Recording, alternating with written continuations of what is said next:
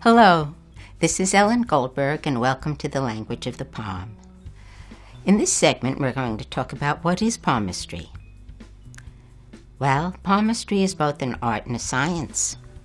It's one of the oldest forms of psychology that was available to human beings because it didn't take long for people to figure out that things that were shapes and lines and signs on the hand were revealing of the inner nature of the individual.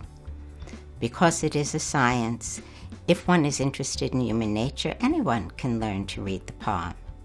The art comes in putting some of that information together, synthesizing it, sort of in the good way that a cook would read a recipe book, because you know the ingredients and you get a feeling for what they might do if they're all together. The hand is the proof to me that the higher forces did not just leave us in this world willy-nilly, without any information having to figure it all out for ourselves. No, the story of our life is right at our fingertips. I think they should teach palmistry in high school because it's meant to be a map. If you are a scientifically minded person, you could call the hand a map of the brain, and I like that very much. If you are spiritually oriented, then the hand may be called God's roadmap. It shows us our talents, our strengths, our weaknesses, and what's coming up. How can it do that?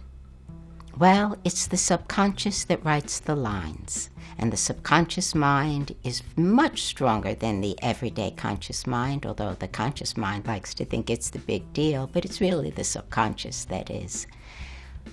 In palmistry, when you learn palmistry, you learn how to work with the subconscious, and therefore you can have a beautiful interaction with what is written in the palm and what you want to do about it. Do you know, scientifically, there are more nerves between the hand and the brain than in any other part of the nervous system? Remember in biology class when they had those models, those clear models showing the nervous system, and you would see how the nerves end in the hands and the feet?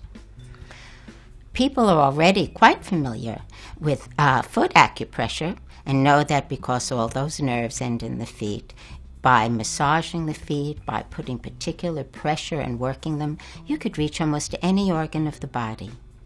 Well, it's the same for the mind, because the hand-mind connection is the strongest in the body. Not only are there more nerves between the hand and the brain, as I have said, than any other part of the nervous system, but the hand and the brain are made from the same stem cells in the uterus.